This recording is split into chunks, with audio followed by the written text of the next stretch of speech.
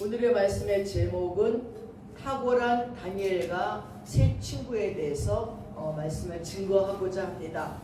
정말 어느새 겨울이 온 것이 실감나서 아침에 눈을 떴더니 눈이 하얗게 왔어요. 어젯밤에 거의 밤을 새우고 1시간 반인가 2시간 잤는데 눈 오는 소리가 안 나서 몰랐는데 아침에 눈을 뜨니까 눈이 하얗게 와서 아유 기분이 참 좋았습니다. 근데 그 눈이 오면 또 힘든 사람들도 많지만 겨울을 상징하는 눈을 보니까 그래도 새로운 기분이 들었습니다. 오늘은 다니엘서 1장에서 8절에서 21절까지의 말씀을 우리가 살펴보겠습니다. 유대인들이 귀환을 명한 고레스 왕의 칙령 반포 시기까지와 바벨론 포로 기간 BC 597년에서 538년을 기록한 것입니다. 그래서 다니엘이라는 이름의 의미는 하나님은 나의 재판장이다 라는 뜻입니다. 다니엘이 포로로 끌려갈 때에 유다왕 여호야김이 왕위에 있은 지 3년째였어요. 605년 1차 갈그미스 전투 때 바벨론 왕 느부갓네살에 이르러 예루살렘 성을 슉 에워쌌어요. 그러놓고는 그들을 포로로 끌고 가는데 이때 다니엘과 세 친구들이 바벨론으로 끌려갑니다. 바벨론 왕 느부갓네살은 유다를 세 차례나 공격을 했습니다. 하나님의 택한 백성 이스라엘이 범죄할 때 하나님께서는 징계의 도구로 이방의 강국들 그리고 바벨론과 애굽의 침입을 사용한 것을 우리가 말씀에서 볼 수 있습니다. 하나님께서는 당신의 백성들이 범죄를 할 때 깨우쳐 주기 위하여서 사랑의 채찍을 드십니다.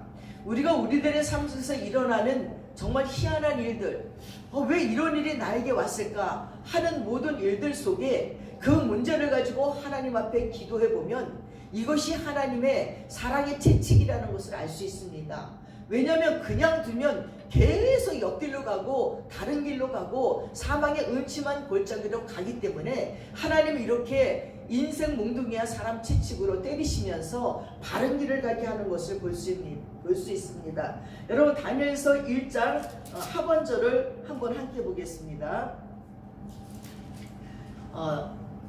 바벨론 왕 느부갓네살이 예루살렘에 이르러 성읍을 에워쌌더라 그랬어요. 3년 바벨론 여호야김이 다스린 지 3년이 되던 해에 바벨론 왕 느부갓네살이 예루살렘에 이르러 성을 에워쌌대요. 여러분 예루살렘이 어떤 곳입니까? 성전이 있는 성지입니다. 이런 성지를 이방인에게 빼앗겼다는 것은 치욕적인 일이에요. 하나님이 계신데 어떻게 성지를 뺏길 수가 있을까? 우리는 하나님이 우리들 속에 예루살렘 속에 있기 때문에 절대로 남의 나라가 우리를 침범할 수 없다고 생각했고 우리에게 해로운 일이 있을 수 없다고 여겼던 이 유다 백성들 이스라엘 백성들에겐 얼마나 치욕인지 몰라요. 이 느부갓네살의 침입을 단순히 국세 정세로 볼 것이 아닙니다. 하나님의 진노의 결과라는 거예요. 에레미야 2장 13절에 보니까 내 백성이 두 가지 악을 행하였나니 곧 그들이 생수의 근원 되시는 나를 버린 것과 스스로 웅덩이를 판 것이다. 그것은 그물을 가두지 못할 터진 웅덩이들이라고 얘기했습니다. 그들의 생명의 근원 되시는 하나님을 버리고 다른 신들을 섬기며 자기 손으로 만든 우상들에게 절했습니다. 아수르가 주전 722년에 북왕국을 패망시켰고 애굽 군대가 주전 609년에 전쟁에서 요시아 왕을 죽였는데도 이스라엘은 그들을 보호해줄 하나님을 믿지 않았습니다. 계속 아수르와 애굽과 동맹을 맺겠다는 거예요. 에레미야는 하나님께 말씀을 받고는 애간장이 타서 울면서 그 백성들에게 외치고 호소합니다. 제발 애굽과 그리고 아수르와 동맹을 맺지 말라. 이건 하나님의 징계다. 그냥 바벨론의 포로로 항복하고 끌려가라. 그러면 70년이 지난 후에는 하나님이 해방시켜 줄 것이다. 아무리 외쳐도 듣지 않습니다. 백성부터 왕까지 이 매국노야 우리를 망한다고 얘기하다니 바벨론의 포로로 끌려간다고 얘기하다니 그러면서 막 에레미야에게 온갖 가지 핍박을 합니다. 에레미야를 부르셔서 사역을 감당케 하심을 돌아보니까 일찍이 모세를 부르신 것과 똑같아요. 출애굽기 3장 1절에서 4장 17절 보니까 모세가 미디안 강에서 양치기를 할 적에 그 사막에 한 떨기나무에 불이 붙은 거예요. 한참 넋을 잃고 봐도 이 불이 꺼지질 않는 거예요. 가까이 가서 보니까, 가까이 가서 들여다보려고 그러니까 여기는 거룩한 곳이니 네 신발을 벗어라 하는 막 하나님의 그냥 청청별 같은 소리가 들리는 거예요. 그러면서 거기서 이 모세에게 사명을 주는 것입니다. 이 가시떨기 나무를 이 사막에 가서 봤더니 어떤 건가 봤더니 가시만 붙어있는 나무예요. 근데 이 나무가 신기하게 새벽이면 가시 안에 다 물이 보여요. 물이. 그러면 양들이 새벽에 일찍 일어나서 그거를 다 물을 뽑아먹는 거예요. 물을 빼먹고 나서 낮에 햇살에 비치면 딱딱한 또 가시가 돼요. 그리고 밤 동안에 물을 쫙 저장했다가 새벽에는 그 가시마다 통통하게 이렇게 물이 배어요. 그럼 양들이 그걸 물을 빨아먹으면 그 딱딱한 가시가 되는 것을 보면서 참 하나님은 신비롭다. 가시나무 하나에도 그 생명의 물을 공급하면서 양들과 짐승들을 목을 마르지 않게 하는 것을 보면서 진짜 하나님의 섭리가 놀랍다고 여겼습니다. 그때 가시떨기 나무에 불이 붙었는데, 아니 가시나무가 타지를 않아요. 불은 계속 붙었는데, 그 모세가 신기해서 갔더니 거기서 하나님께서 모세에게 사명을 줍니다. 너는 애굽에 가서 내 백성 이스라엘을 구원해내서 광야에서 나한테 예배드리게 하라고 합니다. 그때 모세가 뭐라고 그러니까, 아이고 내가 누구가 안 돼 갑니까? 나는 말을 못합니다. 아우 나는 못 갑니다. 막 하면서 발뺌을 합니다. 그러면서 보낼 만한 사람을 보내서요, 나는 여기서 40년 동안 목동을 하다 보니까 말재주도 없어져 버렸고 사람하고 말을 안 하다 보니까 말을 어떻게 해야 될지도 모르겠습니다. 나는 못 간다고 발뺌을 합니다. 기드온은 어떤가요? 사사기 6장 11절에서 24절을 보니까 기드온이 미디안 사람에게 알리지 아니하려고 하여서 밀과 포도주 틀에서 몰래 타작하고 있는데 천사가 그에게 나타나서 이스라엘을 미디안 손에서 구원하라는 거예요. 아니 구원하기 그냥 나도 지금 무서워서 몰래 포도주 틀에서 밀을 타작하고 있는 주제인 기드온을 가서 미디안 사람 중에 가서 네 백성 이스라엘을 구원하려니까 이 기드온이 아니 내가 무슨 수를 그들을 구원합니까? 하면서 나는 못하겠다고 막 얘기합니다. 그랬더니 하나님이 기드온에게 고기와 무교봉을 바위에 두라. 무교봉이 뭔지 알죠? 무교봉이 뭐죠? 빵이에요. 누르게 들어가지 않는 빵을 무교봉이라 그래요. 이 무교봉과 고기를, 그러니까 아마 기드온이 싸갖고 점심인지도 모르죠. 바위에 올려놔라. 그 바위가 이렇게 올려놨어요. 거기다 국을 부어라. 국을 부으니까 막 축축히 젖었어요.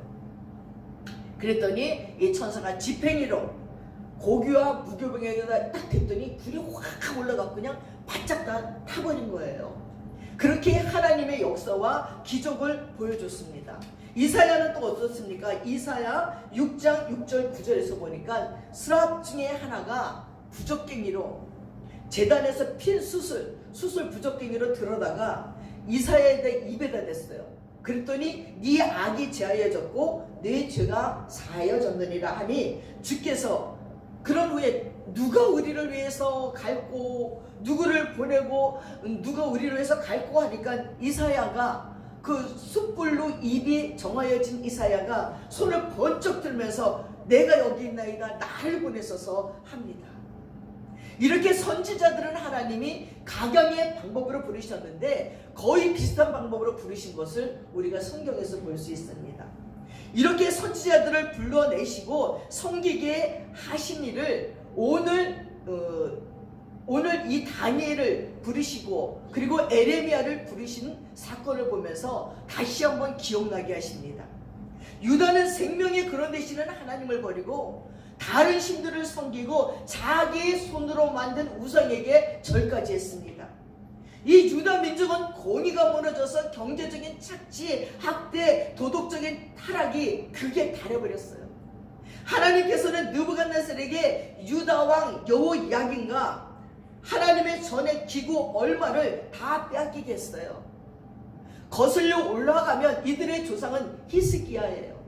히스기야가 병들었을 적에 하나님께 울고불고 기도해서 그 생명을 15년이나 연장받았어요. 그런 후에 이 바벨론에서 아이고 병이 들었다 나 때문이요 하고 문병을 왔는데 히스기야가 신바람이 나가지고 자기 궁전에 있는 보물들을 다 보여줬어요. 그것을 하나님의 준 것이라고 생각하기보다는 자기의 영광, 내 거라고, 내가 이렇게 힘이 있다고, 이렇게 많다고, 뭐 군대부터 시작해서 다 보여준 거예요.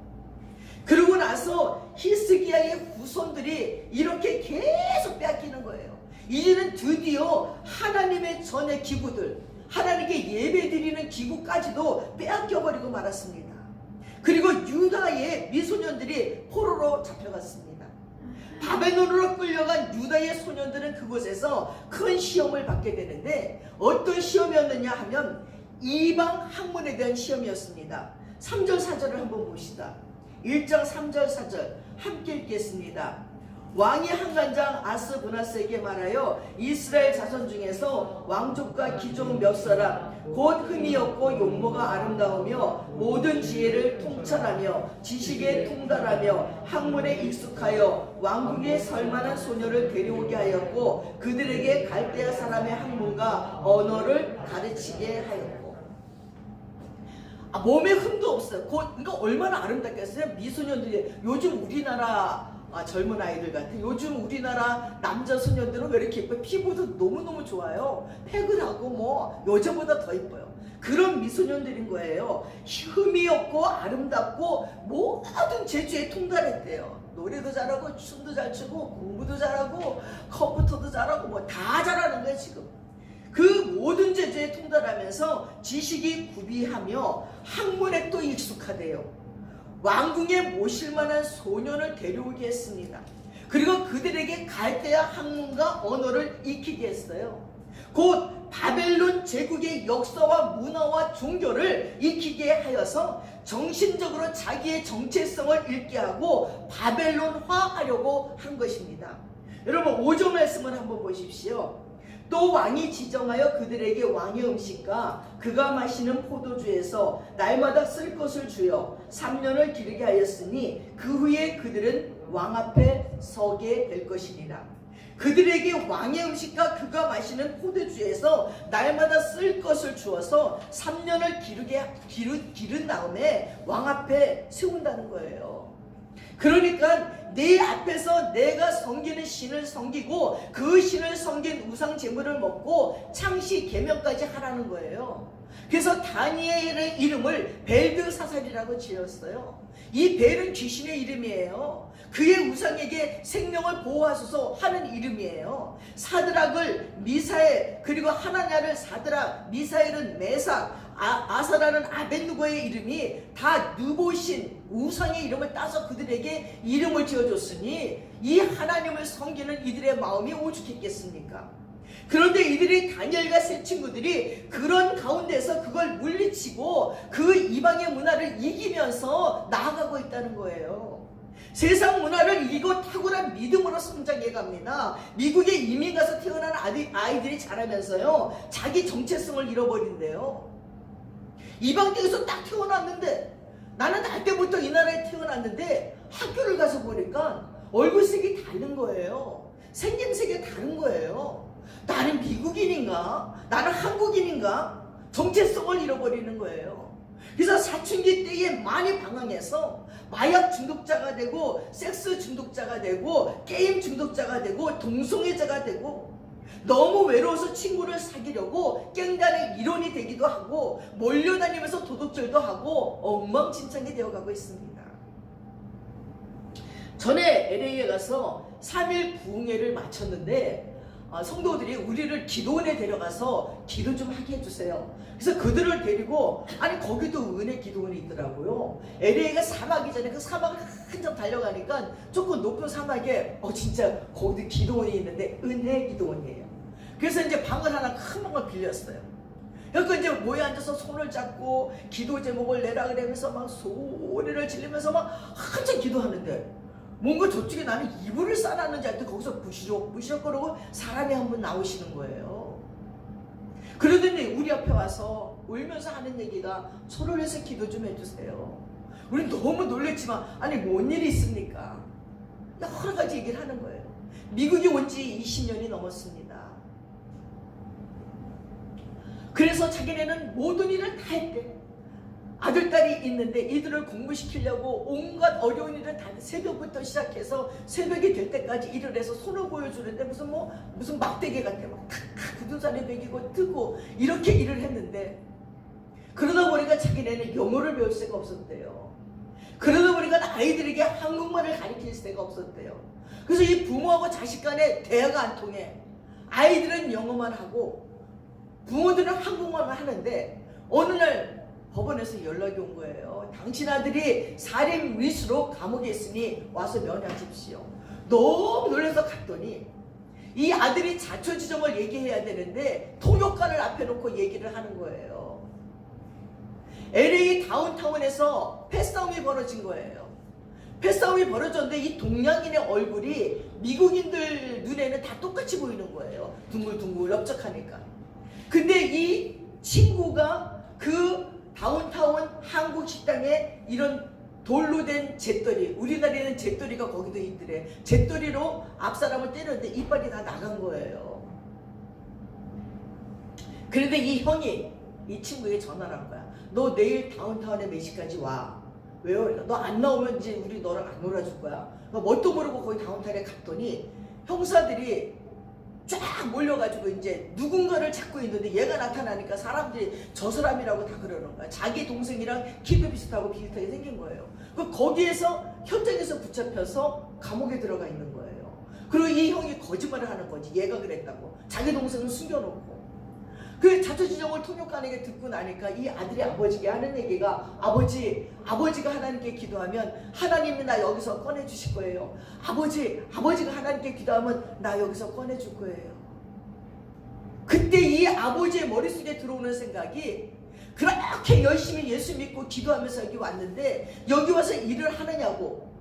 한국에서는 새벽 예배 빠지잖아요. 새벽 예배 못해. 수요 예배 못해. 금요 기도에 못해. 이제 주일날 예배도 어쩌다 한 번 드릴 정도로 예배를 못 드릴 지경이 된 거예요. 그리고 열심히 돈을 벌어서 보배 같은 우리 아이들 잘 키우려고 공부시켰는데 그 아이가 이제 살인 미수로 끝나게 된 거예요.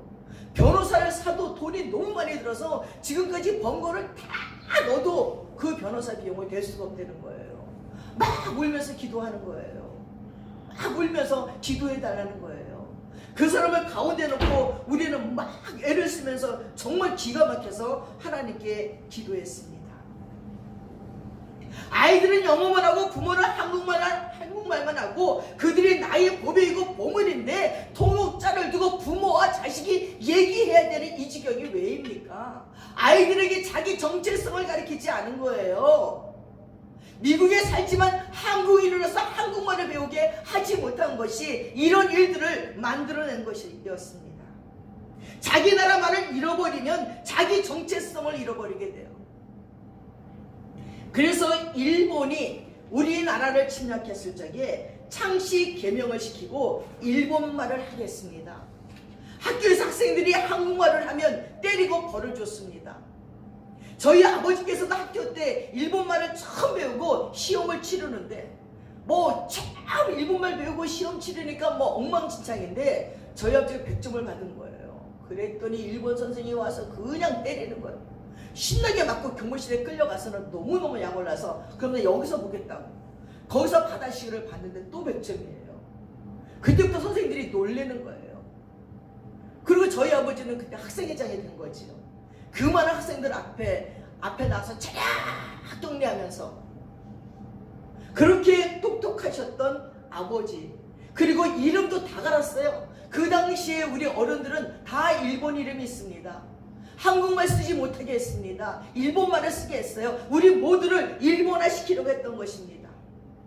여러분, 그 기도원의 성도의 사연을 들어보면서 그분의 사연을 들어보면서 어떻게 이런 일들이 있을까? 이런 비극이 어디 있을까?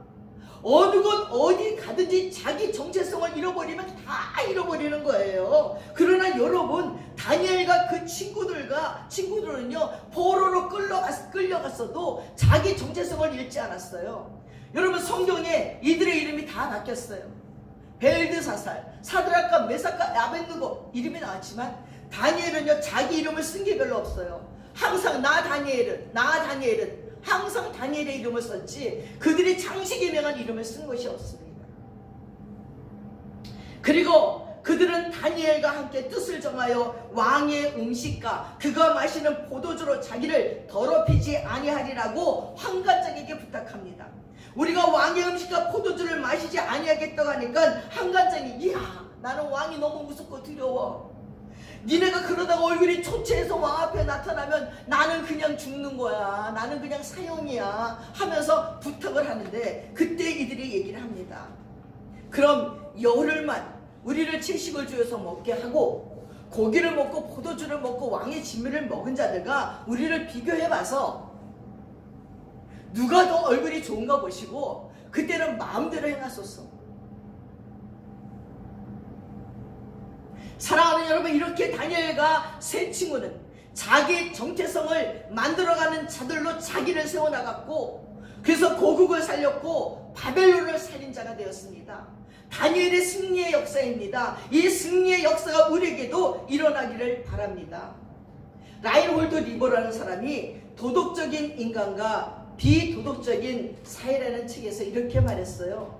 도덕적인 사람이 비도덕적인 사회로 그리고 조직으로 들어가면 근본적인 난간에 부딪히게 된다는 것입니다. 요셉은 애굽에서 지켜내었고 다니엘은 바벨론에서 지켜나갔어요. 어떻게 지켜나갔을까요? 시편 115편의 말씀처럼 비도덕적인 조직에 들어가서 하나님의 말씀으로 지켜냈어요. 하나님의 말씀이 없으면요 그 비도덕적인 조직 속에 들어가서 그들의 조직 속에 함께 동화돼 가요. 어느새 물들어가요. 처음에는 담배 안 펴요. 술 안 먹어야 하지만 자꾸 요구하고 그 조직에서 도태되고 왕따 당하는 게 싫어서 한 번, 두 번 하다 보면 그들도 똑같이 비도덕적인 조직의 일원으로 되어간다는 것입니다. 다니엘의 일은 그래서 20살에 총리가 됐어요. 아니 남의 나라에서 포로로 끌려온 소년이 그 강대국 바벨론의 총리가 20살에 됐어요. 20살에 총리가 되어서 90세에 죽었지만 이방 땅 포로로 끌려가서 최고의 영광을 누렸어요. 자기 민족을 위해 하루 3번씩 꼬박꼬박 쉬지 않고 기도했습니다. 자기 민족이 70년 후에 돌아갈 수 있도록 기도하고 자기 민족들의 디딤돌이 되어줬습니다. 다니엘은 고레스 왕 원년까지 있었습니다. 21절에 보니까 고레스는 바사 왕 중의 왕입니다.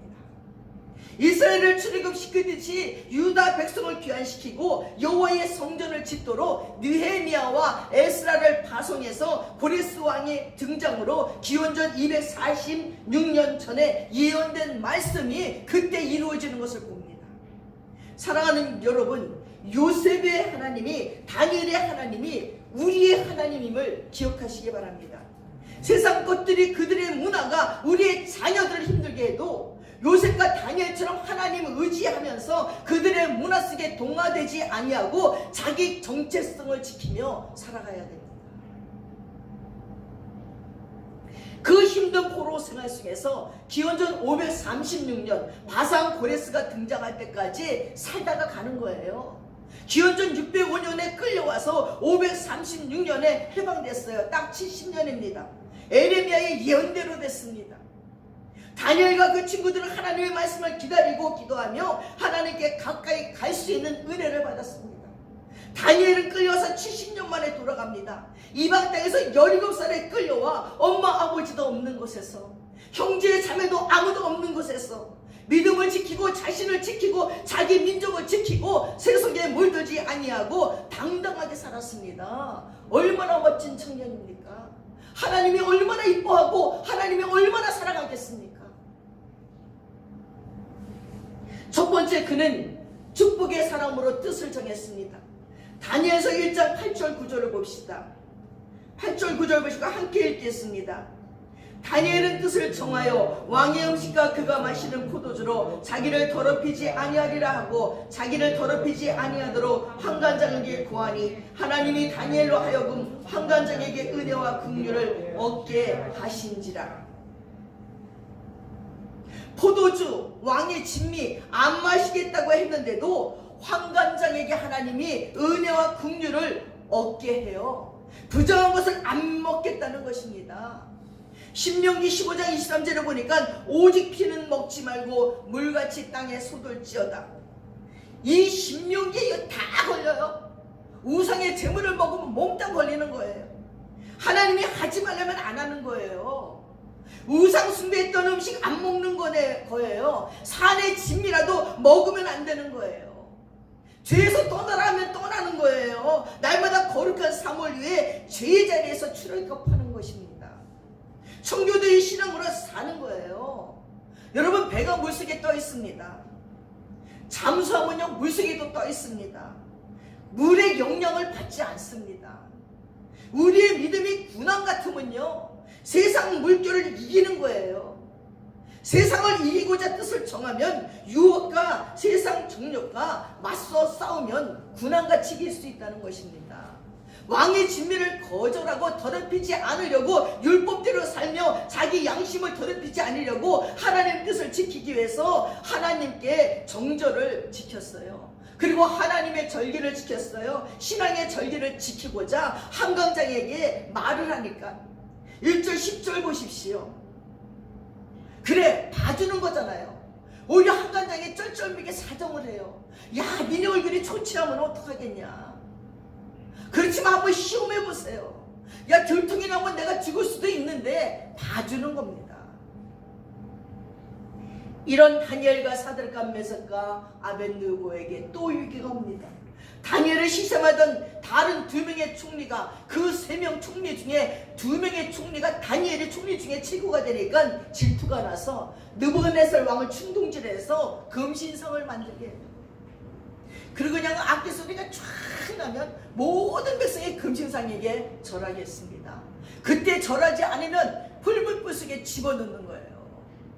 근데 거기에 사드락과 메삭과 아벳느고가 걸린 거예요. 절할 수 없잖아요.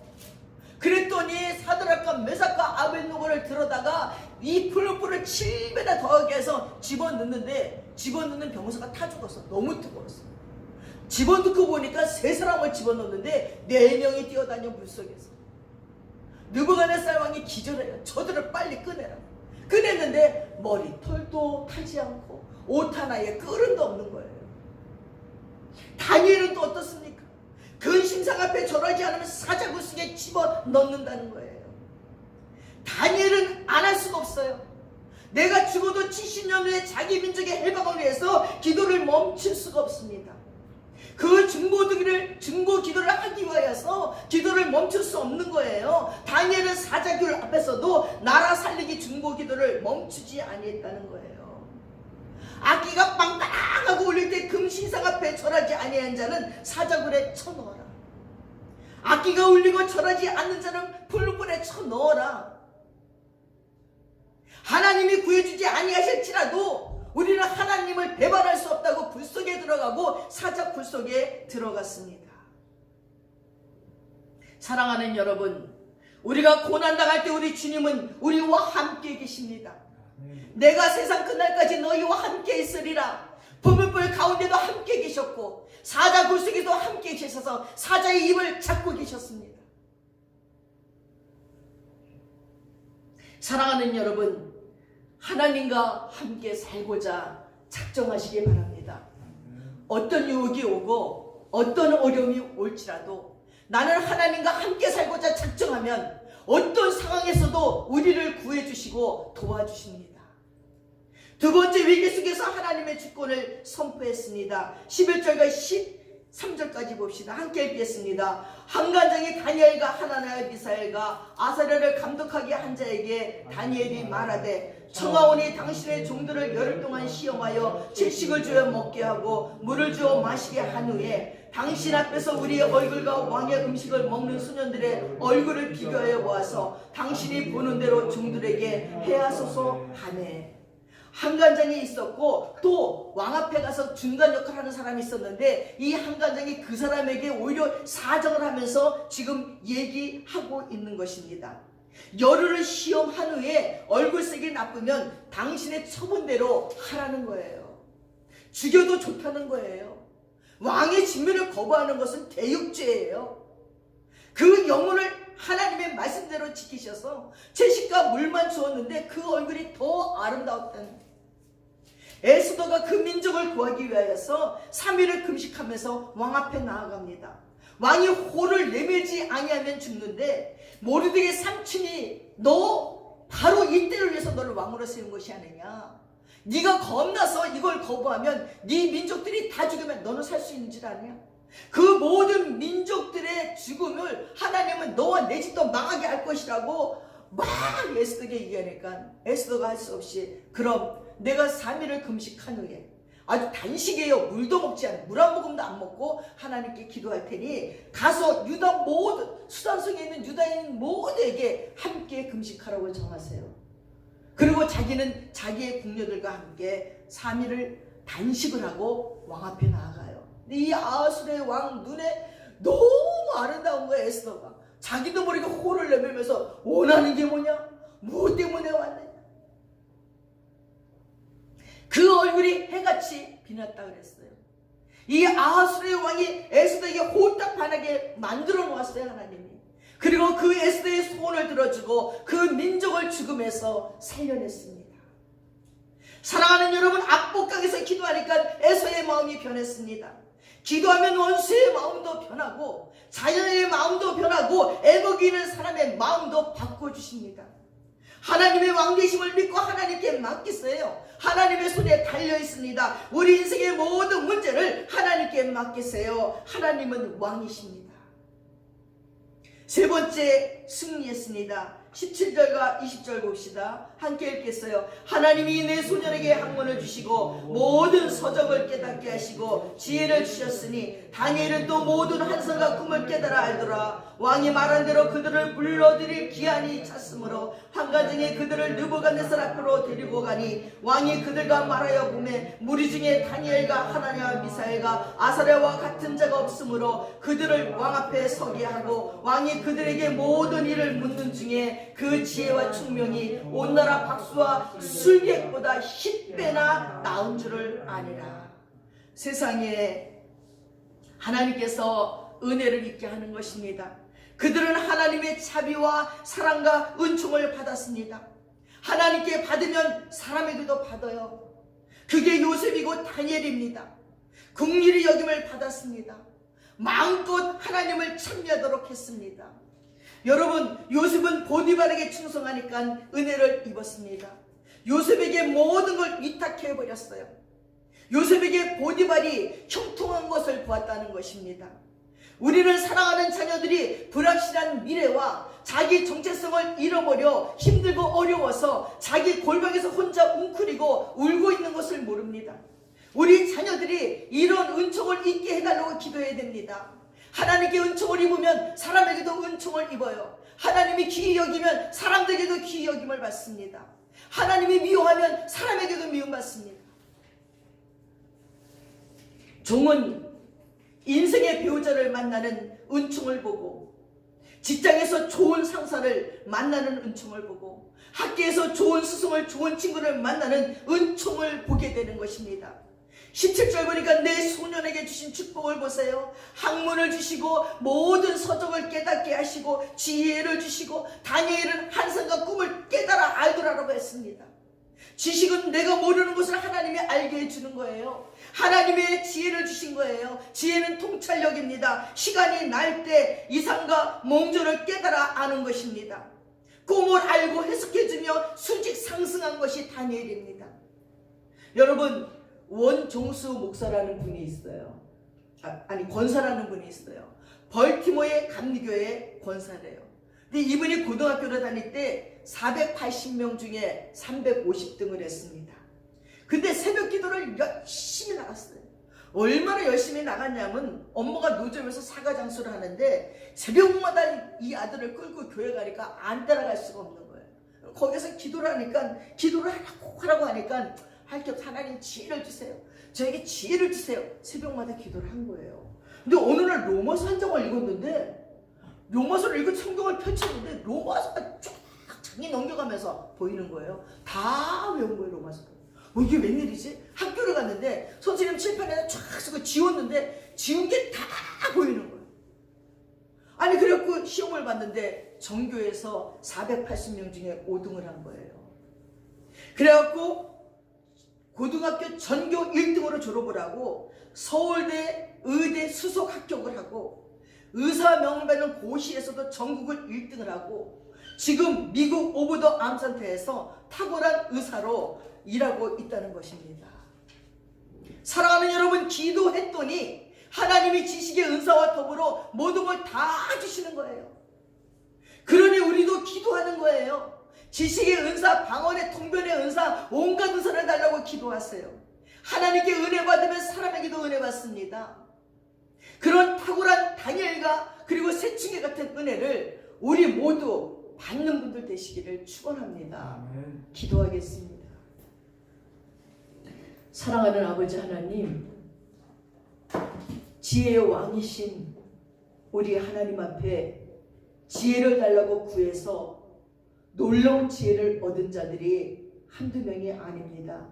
솔로몬이 그랬고 아버지 다니엘이 그랬고 아버지 역사적인 모든 인물들이 하나님께 사랑받으니 사람에게도 사랑받으면서 자기와 자기 민족들을 살려내는 것을 보았습니다. 하나님, 코로나 바이러스가 창일한 이때에 이 나라를 살릴 지혜로운 자가 누가 있는지요? 백신을 만들어서 온 세계를 살려낼 그런 인물이 어디에 있는지요? 하나님, 다니엘처럼 하나님께 기도하게 하시고 원종수 아버지 권사처럼 하나님께 기도해서 그런 지혜를 얻는 자들이 되게 해주십시오.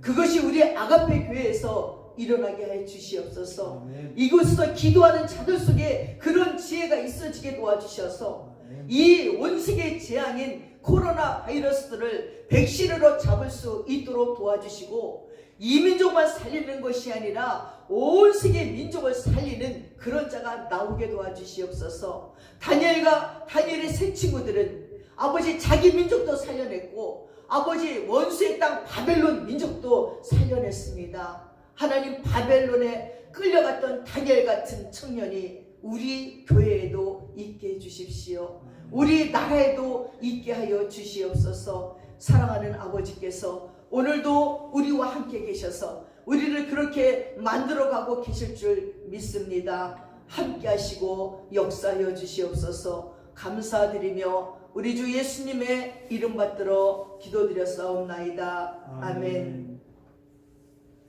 다 함께 자리에서 일어나셔서 찬송가 179장 찬양하겠습니다.